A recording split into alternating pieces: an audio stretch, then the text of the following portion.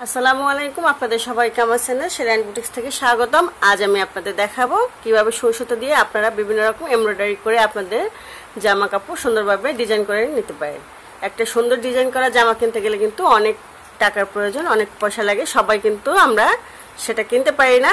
যদি আমরা নিজেরা হাতে কাজ করতে পারি তাহলে আমরা সাধ্যের মধ্যে সেই কাজটুকু করে আমাদের জামাটাকেও অনেক সুন্দর করে ফুটিয়ে তুলতে পারি। তো যারা একদমই নতুন, যারা এই সম্পর্কে একদমই অবগত না যে কি কি লাগে, আপনাদের কি কি হলে আপনারা হাতে সুন্দর করে সুই সুতো দিয়ে সুন্দর একটা নকশি আঁকতে পারবেন, সেই জন্য আপনাদের লাগবে প্রথমে সুই লাগবে, সুতো লাগবে। সুতো হচ্ছে আপনারা সুতোর দোকানে গেলে বিভিন্ন রকম সুতো দেখতে পাবেন। এটা হচ্ছে এরকমের সুতোগুলো আপনারা পেয়ে যাবেন। বিভিন্ন রকমের সুতো আছে, বিভিন্ন কালার আছে, আপনাদের যেটা ভালো লাগে আপনারা সেখান থেকে সুই সুতো কিনে নিতে পারেন। তারপর লাগবে হচ্ছে এরকম বড় চাকি আছে, ছোট চাকি, মাঝারি ধরনের বিভিন্ন ধরনের চাকি আছে। আপনারা এই চাকাগুলো কিনে নিতে পারেন। এগুলো দিয়ে আমরা সুই সুতোর কাজে ব্যবহার করে থাকি। আর লাগবে হচ্ছে আমাদের কাপড়। ডিজাইন করতে আমাদের ডিজাইন লাগবে, যেহেতু এটা আমাদের প্রথম ক্লাস তাই আমি এখানে ডিজাইন দেখাবো না। আমি এখানে আপনাদেরকে সাধারণ কিছু সেলাই দেখাবো, যে সেলাইগুলো হলেই টুকটাক সেলাই করতে পারলে আমরা অনেক সুন্দর সুন্দর ডিজাইন করতে পারবো। আমরা এখানে এক টুকরো কাপড় নিয়ে নিয়েছি, আর এই যে চাকিটাকে এখন এই কাপড়টার সাথে ফিট করব। এটা হচ্ছে চাকির দুই পাট। আমরা চাকিটা যদি আমাদের কমাতে বাড়াতে হয় তাহলে আমরা এই যে পাশে এটা গুঁড়োলে আমরা কমাতে পারবো, বাড়াতে পারবো। আর এটা হবে কাপড়ের নিচে। আমরা ছোটটাকে দেব কাপড়ের নিচে, কাপড়ের বাঁ পাশটা দেখে নিব, কাপড় উল্টো পাশে হবে ছোট পাট, আর বড় পাটটা হবে উপরে। এভাবে আমরা লাগিয়ে নিব।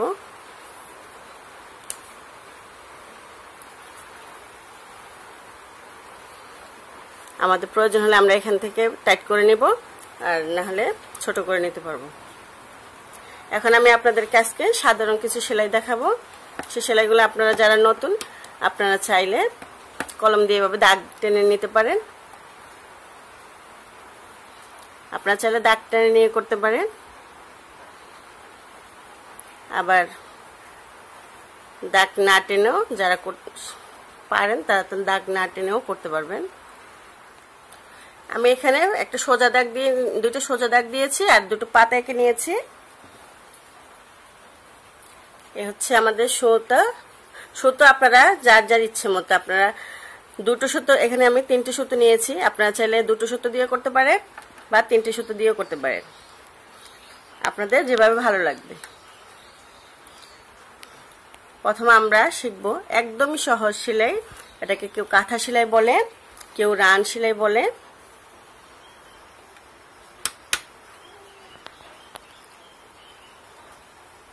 এইভাবে একটু নিব, নিয়ে আবার এভাবে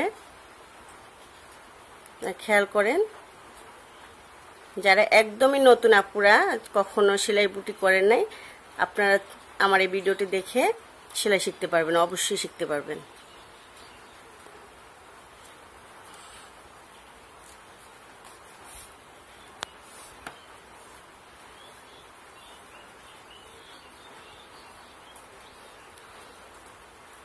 এভাবে কাপড়টাকে টেনে টান করে নেবেন।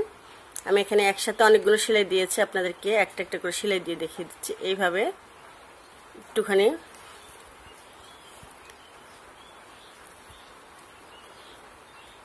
এইভাবে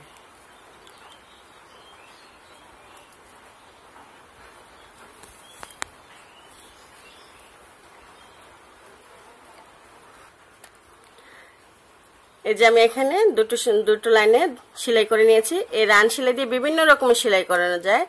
এই রান সেলাই দিয়ে পাতা বরাট করা যায়, রান সেলাই দিয়ে বিভিন্ন রকমের নকশি আঁকা যায়। আপনারা যদি এই সেলাইটা পারেন তাহলে অনেক সুন্দর সুন্দর নকশি করতে পারবেন। আমি এখন আপনাদেরকে একটি ক্রস সেলাই করে দেখাবো।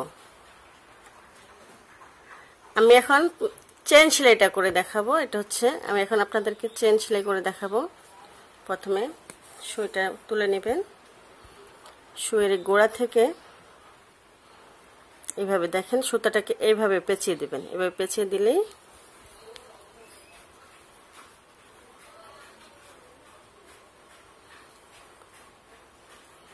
এখন যে আমরা এই যে প্রথম করেছি, এই যে ভিতরে যে ফাঁকা জায়গাটা আছে সুতোর গোড়া, সেখান থেকে আবার আমরা সুইকে উপরের দিকে তুলব, তুলে আবার এটা কিভাবে পেঁচিয়ে দেব আমি আবার বলে দিচ্ছি। এই যে আমরা প্রথমে চেনটা তুললাম, এটা যে ভিতরে ফাঁকা জায়গাটা আছে, ফাঁকা জায়গাটা থেকে এভাবে সামনে দিবেন, দিয়ে আবার পেঁচিয়ে দেব। পেঁচিয়ে দিলে টেনে নিলে আমাদের সুন্দর চেন সেলাই হয়ে যাবে।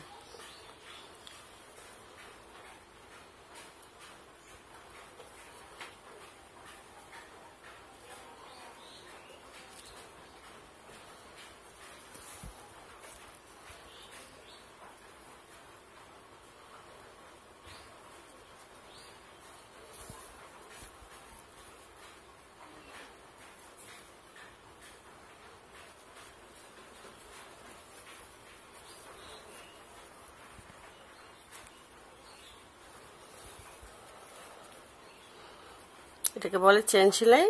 চেন সেলাই দিয়ে আমরা বিভিন্ন ধরনের ফুল করতে পারি এবং লম্বা রেখাগুলো টানতে পারি। এখন আমি আপনাদেরকে দেখাবো একটা ডাল সেলাই। আমরা যখন ফুল পাতা ব্যবহার করব তখন ওখানে আমাদের ডাল দিতে হয়। সে ডাল দিব কিভাবে, সে ডাল সেলাইটাও খুবই সহজ।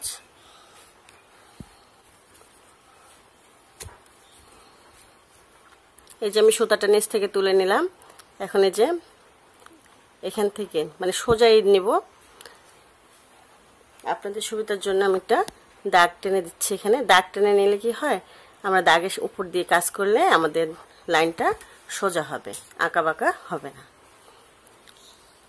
এখন আমি নিচ থেকে এটা নিব, নিচ থেকে সামনের দিকে একটু টেনে বের করব।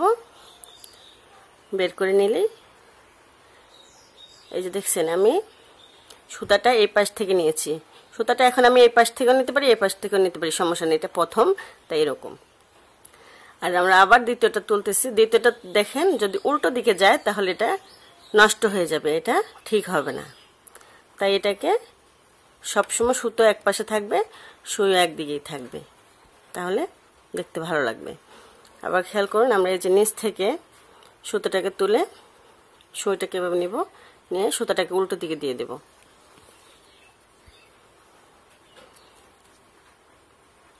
খুবই সহজ, খুবই সিম্পল। আপনারা একবার দেখলেই বুঝতে পারবেন এবং নিজেদের মন মতো করে ডিজাইন করে নিতে পারবেন।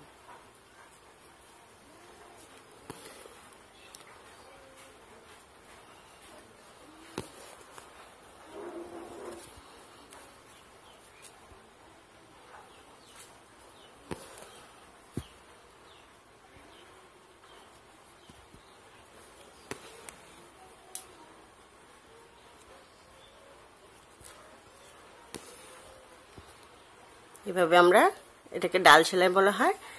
আমরা এটা হচ্ছে ডাল সেলাই, এটা হচ্ছে আমাদের চেন সেলাই, এটা রান সেলাই বা কাঁথাপুর। এখন আমি আপনাদেরকে গিট সেলাই করে দেখাবো। গিট সেলাই যে আমি নিচ থেকে এভাবে সুতাটাকে নিলাম, সুতাটাকে এভাবে নিয়ে ভিতর থেকে নিয়ে আপনি খেয়াল করেন সুতা, এই যে হচ্ছে সুতো, সুইটাকে ভিতর থেকে নিয়ে এভাবে প্যাচ দিয়ে সুইটাকে নিচে নিয়ে যাব। আবার দেখিয়ে দিচ্ছি, সুতোটাকে এভাবে নিয়ে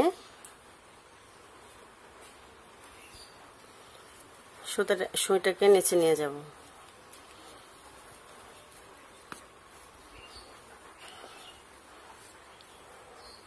তাহলে সুন্দর একটা গিট হয়ে গেল। আপনারা চাইলে এখানে গিট সেলাইয়ের মধ্যে ছোট পুঁতি বা চুমকি ইউজ করতে পারেন। এভাবে সুতোটাকে হাতে নিয়ে এভাবে ভিতরে, আমরা এখান দিয়ে যদি এইভাবে দিতাম তাহলে এটা একটা গিট পড়ে যেত, কিন্তু এটা এখানে এভাবে নিয়ে আর একটু সহজ করে বোঝানোর জন্য দেখিয়ে দিচ্ছি। এইভাবে সুতোটাকে ভিতরে নিয়ে যারা নতুন বুঝতে সমস্যা হয় তারা এই যে সুতোর গোড়াতে সুইটাকে ঢুকিয়ে দিবেন, দিয়ে উল্টো পিঠে টেনে নেবেন। টেনে নিলে এভাবে একটা গিট সেলাই হয়ে গেল। এটাকে বলে গিট সেলাই। আপনারা বিভিন্ন নকশির জিনিস দেখলে দেখবেন এই গিট সেলাইটি দিয়ে সুন্দর সুন্দর ডিজাইন করা যায়, পাতা ভরাট করা যায়, বিভিন্ন রকমের ফুল অঙ্কন করা যায়।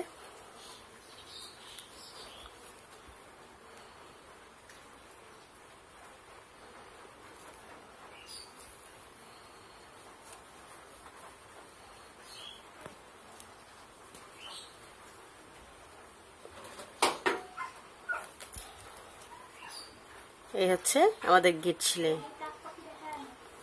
আশা করি আজকে সেলাইগুলো আপনারা বুঝতে পারছেন। যদি বুঝতে পেরে থাকেন তাহলে আমার ভিডিওটিতে অবশ্যই একটি লাইক দিবেন আর আমার চ্যানেলটিকে সাবস্ক্রাইব করে আর নতুন নতুন ভিডিও পেতে নতুন নতুন ডিজাইন বেল আইকনটি অল করে দিবেন।